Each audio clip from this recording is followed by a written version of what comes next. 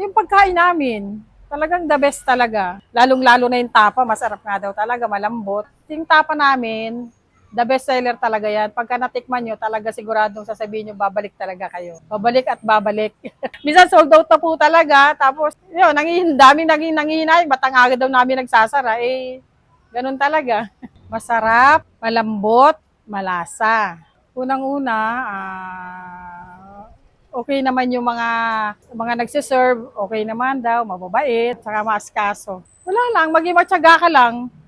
Matyaga, kasi ganitong tindahan, nakakapagod. Unang-una yan, nakakapagod. Tapos, puyat, yun lang.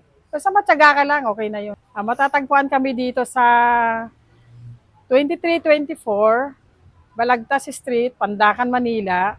Open kami ng 11 a.m. till 10 p.m.